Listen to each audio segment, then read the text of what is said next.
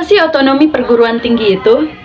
Otonomi perguruan tinggi adalah kebebasan yang dimiliki oleh perguruan tinggi dalam mengatur dan mengelola berbagai aspek penyelenggaraan pendidikan tinggi tanpa campur tangan langsung dari pemerintah.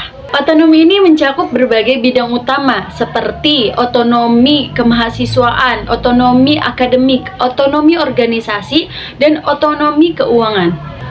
Universitas Terbuka UT Bogor adalah perguruan tinggi negeri yang melayani mahasiswa di wilayah Bogor. Sistem belajar yang fleksibel dan jarak jauh cocok untuk mahasiswa atau orang-orang yang sudah bekerja dan sibuk. Assalamualaikum warahmatullahi wabarakatuh, Bapak. Assalamualaikum warahmatullahi wabarakatuh. Perkenalkan, nama saya Hafizatul Akmal Delia Ismi, mahasiswi dari Laruiba Bogor, Manajemen Pendidikan Islam semester 6. Saya di sini ingin bertanya mengenai otonomi pendidikan tinggi dan transformasi pengelolaan perguruan tinggi. Di sebelah saya ada Bapak Dudi Almunadi MPD sebagai narasumber saya hari ini. Langsung saja ya Pak ya. Baik, silakan.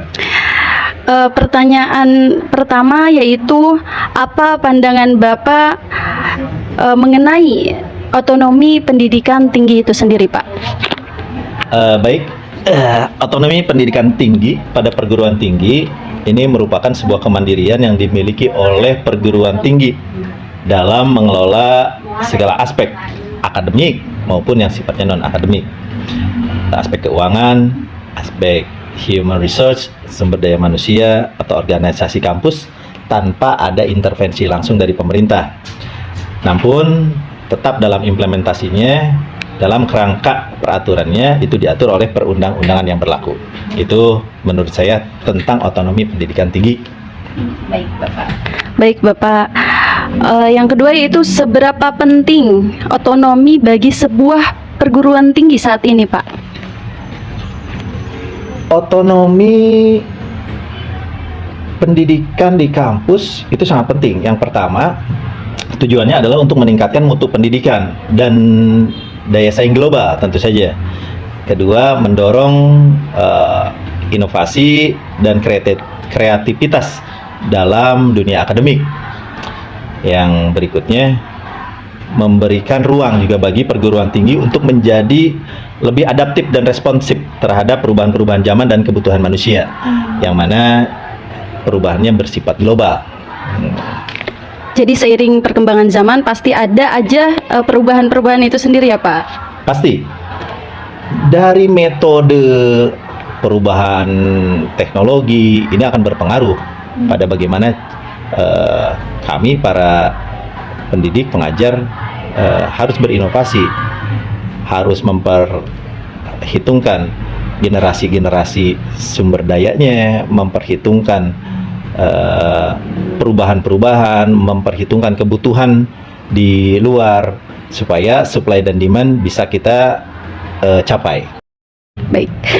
Selanjutnya, apa harapan Bapak untuk pengembangan otonomi pendidikan tinggi di masa yang akan datang?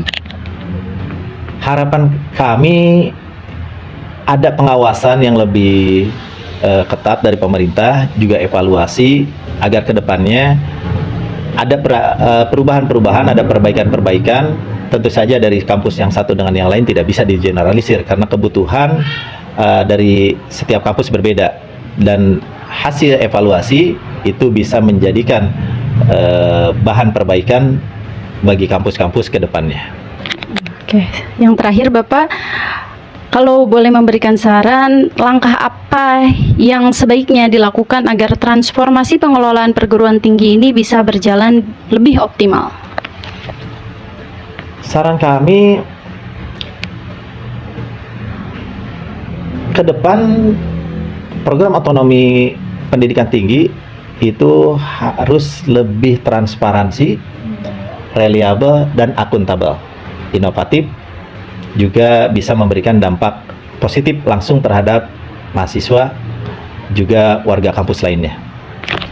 Terima kasih Bapak telah menjawab pertanyaan saya dengan luas dan memberikan pengalaman dan juga ilmu baru untuk saya sendiri. Terima kasih. Wassalamualaikum warahmatullahi wabarakatuh.